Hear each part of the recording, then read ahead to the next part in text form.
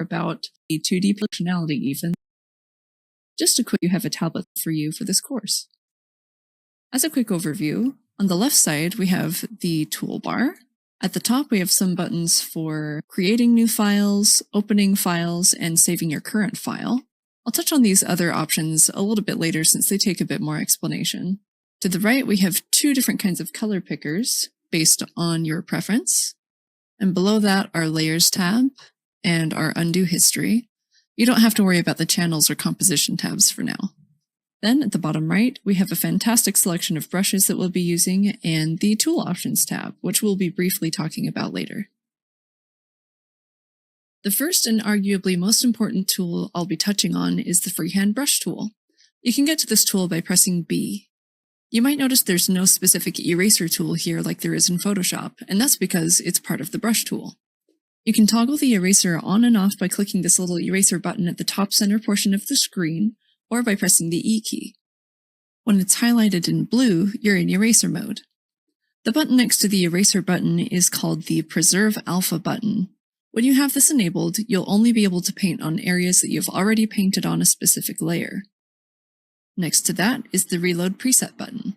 If you've made any changes to your brush's size, opacity, etc., pressing this button will revert the brush back to how it originally was when you first selected it.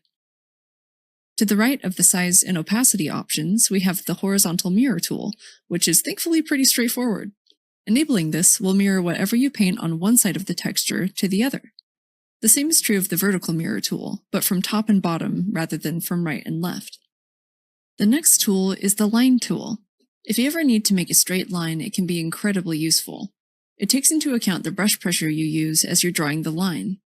If you just need a straight line and don't need to worry about brush pressure, I'd recommend using the mouse with it. You can access this tool by pressing V. It will use whatever brush you currently have selected to draw the line. The line starts where you press down on the canvas and ends wherever you lift your pen back off the tablet. Here we have some shape tools. I currently don't have any hotkeys set up for these tools. If you find to use them often, I'd suggest making a hotkey for them. These shape tools act very similarly to the Line tool in that they use the brush you have selected to make the shape you have selected. If you're looking to make a non-standard polygonal shape, the Polygon tool is a great way to go because it will always make a closed shape. For instance, if I make a strange polygon but don't close it, then shift-click, or shift and then put my pen on my tablet, the shape will auto-close for me back where I started it. The Polyline tool works the exact same way, it just doesn't close the shape for you. If you need some fancy curvy lines, the Bezier Curve tool works great. You can click to get a start point, then on your next point, click and drag to create a curve. The next line you make will maintain the same curve on it unless you click and drag again. If you don't like the curve you've made, you can right-click to undo each step back until the start point. Next is one of the tools I feel like I could mess with all day, the Multi-Brush tool. You can select this brush by pressing Q. What this tool does is take your brush and mirrors your strokes across the 4 quarters of the canvas. It's very fun to use, but keep in mind that repeating shapes like this don't necessarily make the most visually interesting textures. The next set of tools are extremely useful for moving and scaling your currently selected layer. If you press Ctrl and T, you'll select the Transform tool, which can be used to scale or move what you've painted.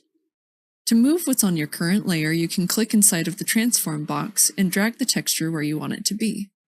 If you want to scale the image evenly, you can hold the Shift key while clicking and dragging from one of the corners of the image. If you want to scale from the center of the image, you can hold Alt. And you can hold Shift and Alt together to scale the entire layer up and down evenly from the center. The next tool, the Move tool, which you can select with T, is a little redundant but can still be useful. It works very similarly to the Transform tool, though it only moves things and can't scale them. Under those, we have the Gradient tool, which you can select with G, which can be used to quickly create linear or radial gradients. You can change what color of gradient you're making by clicking this little gradient up here. There's a lot of neat color options, or you can choose to make your own by pressing the Add Plus button if you're going for something specific. Next, we have the Color Picker tool. We won't be using this much during this course, but it's still useful to know. You can either press P to use this tool or hold down the Control key. Holding down the Control key will change your cursor to the Color Picker icon so you know that's what you're using. After that, we have the Fill tool, which you can select with F, which is pretty self-explanatory. You can fill whatever empty areas of canvas with a color with this tool. Then, near the bottom, we have the Marquee Selection tool in a variety of different shapes. I often use the Outline Selection tool, it looks like a lasso, for a variety of different things when making textures. You can also use the Wand tool to auto-select areas of your texture that are similarly colored or shaded as the point you clicked on. There's also a Polygon Selection tool and a Bezier Selection tool if you want to try those out for fun. You might get some cool results. Last but not least, we have the Zoom and Pan tools. You can zoom in and out by using the scroll wheel on your mouse, or you can click while using the Zoom tool to zoom in, and Control-click to zoom out. The Pan tool can be used by holding spacebar and then clicking and dragging. Alright, enough about the tools, let's actually get to the exciting stuff and get to making our texture. Let's make a new file by pressing New File. A pop-up window will appear asking you what dimensions you want for your texture. This is actually more important than meets the eye. As you can see, my texture is 512 by 512, which is a power of 2. When making a texture in games, you should stick to powers of 2, like 64 by 64 or as big as 2048 by 2048. You can technically make textures any size you want, but your game engine will spend unnecessary resources resizing the texture, so it's in your best interest to go the optimized route and size your textures according to the power of 2. One other thing to consider with texture size is how big you expect this texture to appear on screen once you have it in Engine. If you expect this texture to be a massive screen-sized effect, a 1024 by 1024 or larger might work best. But if you're planning on making embers for a campfire or a tiny section of the screen, something as small as 64 by 64 would be optimal. For this test, I'm going to stick with 512 by 512. Before you hit Create, hop over to the Content tab on this window and change the image background color to black. It'll save you an extra step once you've opened your file. Go ahead and hit Create to get started. And here we are, a blank black canvas.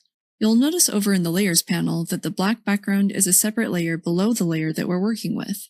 This means I can paint and erase without having to worry about affecting the black background. A simple way you can generate a soft radial gradient without using the brush tool is by selecting the Gradient tool, or pressing G, then going over to the Tool Options tab in the bottom right-hand window. Here you can decide what kind of gradient you want to make, whether it's linear, radial, etc. To make a soft circular orb, we can select the Radial option. Now if you click and drag on the screen while holding Shift, a perfectly radial gradient appears.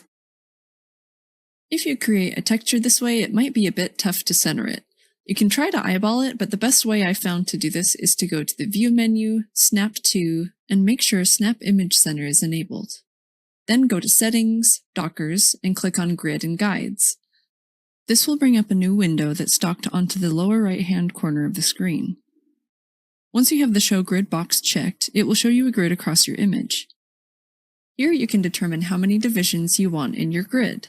If you have your image sized like mine, you can set the X and Y spacing to 128 and be able to see where the center of your texture is, so you can better get your texture lined up to the center. If you'd prefer to paint your texture, you can swap back to the brush tool by pressing B. For some reason, Krita always starts me off with a huge airbrush, which is perfect for painting fuzzy orbs, but in case it launches you with a different brush, you can find the airbrush down in the Brush Presets menu. Now, you might notice that when I put my brush over the canvas, it's pretty massive. I can size the brush down with left bracket, like I would use in Photoshop, until it looks like it fits the canvas. And if the brush is too small, I can size it back up with the right bracket. You don't want to go too small with the brush though, you should try to fill up as much empty space as possible. Now if I center my brush on the canvas and click a couple times, voila! I have a generic fuzzy ball texture ready to go. Now we can save it out and get it into Engine.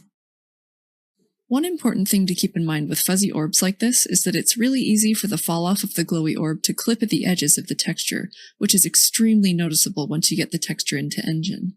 Make sure the fuzz doesn't extend beyond the texture's edge to avoid this. It's a good idea to double check the values of your fuzzball as well. You can do this by selecting the color picker, then clicking and dragging over the different sections of the gradient. Now that we have our fuzzball texture painted, we can save out a source file in case we need to make any edits to our texture in the future. and then we can save it out to the proper format for our game engine, which is usually a .tga or targa. I have a couple of last notes I'd like to cover while talking about exporting textures, one of which is the difference between exporting a texture in a linear color space and a nonlinear or gamma-corrected color space. It turns out that our computer monitors are incapable of displaying the visual range of luminance values that our eyes can perceive. If you had two images side by side that were in a linear and nonlinear color space, you'd notice that the linear image would look dark and wouldn't be showing you all of the values you actually have in your image. In order for computer monitors to show the correct luminance values for the textures we make, we can export the texture in an sRGB format, where the computer applies a gamma curve to the image to brighten up values that might appear darker than we want. While it seems smarter overall to export in a gamma-corrected format, it's important to note that some textures may appear over-bright with these kinds of settings in place.